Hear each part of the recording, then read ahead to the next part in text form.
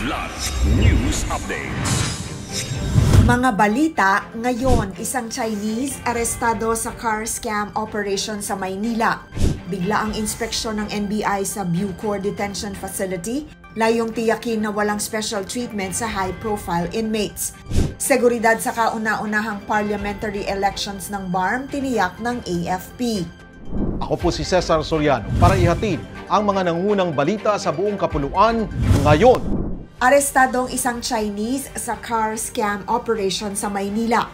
Sa entrapment operation ng Highway Patrol Group, Region 3 sa Paco, Maynila, Kamakalawa, nahuli ang 32 anyos na si alias Wang matapos tangkaing ibenta ang isang sasakyang nasa hold order list sa halagang 180,000. Bukod sa sasakyan, na-recover mula sa suspect ang hinihinalang shabu, isang baril na kalibre 45, mga bala, peking banknotes at malaking halaga ng pera. Ayon sa HPG, posibleng miyembro si Wang ng isang Chinese triad group na sangkot sa iba't ibang uri ng iligal na aktibidad. Patuloy ang mas malalim na investigasyon sa kanyang mga koneksyon. Sorpresang ininspeksyon ni National Bureau of Investigation o NBI Director Jaime Santiago ang detention facility ng Bureau of Corrections o Bucor sa Muntinlupa City, Kamakailan. Ito ay matapos makatanggap ng reklamo na binibigyan umano ng special treatment, kabilang na si dating Congressman Arnolfo Teves Jr. Sa kanyang pagbisita, kinumusta rin ni Santiago ang sitwasyon ng kapatid ni dismissed Bamban Tarlac Mayor Alice Go na si Sheila Go na nahuli sa ibang bansa matapos madawit sa mga iligal na aktibidad ng Pogo sa bansa. Paraan ito ng pagtiyak ng NBI na nasa maayos na kalagayan ang mga nakapiit at walang VIP o special treatment para sa high-profile inmates.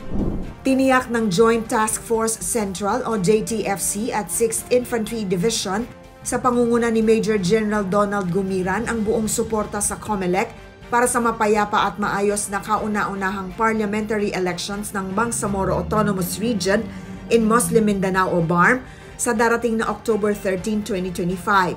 Sa ginanap na Regional Joint Security Control Center o RJSCC meeting noong June 25 sa Camp Siongco Awang, Maguindanao del Norte, pinangunahan ni Brigadier General Patricio Ruben Amata, kinatawan ni Major General Gumiran ang panig ng AFP.